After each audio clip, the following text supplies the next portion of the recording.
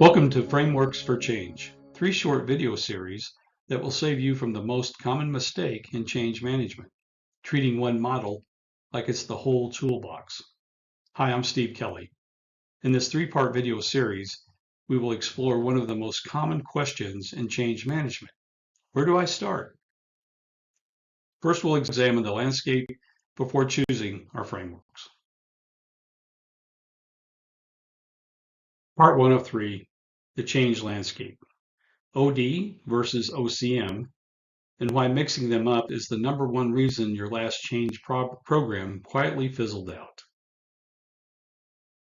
ODM and OCM, organizational development and organizational change management. They sound the same, but they are not the same. So OD asks, what needs to change and why is the current system producing these results? And OCM will ask, how do we move people through that change without losing them in the parking lot on the way out? Blending them is typically the top reason change programs fail. You end up with beautifully designed motion through the wrong change. So ODM is upstream of OCM, not parallel, sequential. Diagnose the system, classify the problem, move people, and reinforce. And when reinforcement fails, and sometimes it will, loop back into the diagnosis. If the diagnosis was wrong, no amount of clever change management saves you. You'll just be moving people very proficiently in the wrong direction.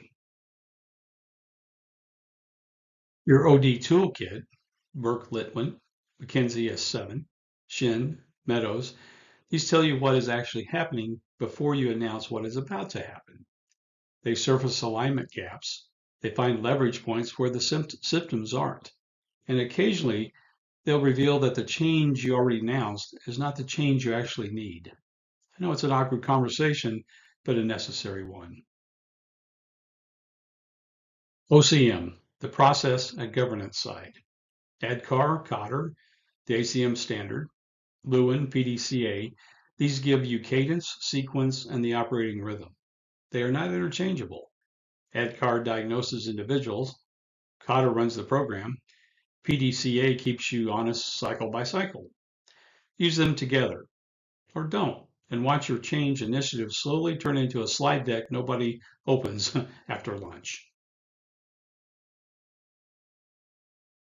OCM, the people side, Bridges, Kubler-Ross, Suter, Scarf, CQ, and Share. These name what people are feeling, not what they are saying in the all-hands meeting. Scarf reframes resistance into specific threat signals you can design against. Because, quote, they are resisting, unquote, is not a diagnosis. It's a complaint dressed up as one. Welsh pronunciation Cynefin has its own kind of complexity. There's 4 domains: clear, complicated, complex, and chaotic. And here's the trap. There's a cliff between clear and chaotic. Assume something is simple when it is fragile, and you fall straight off the cliff into chaos. So classify before you choose your method. Otherwise, you're applying linear playbooks to nonlinear problems, which is just an expensive optimism. So stack.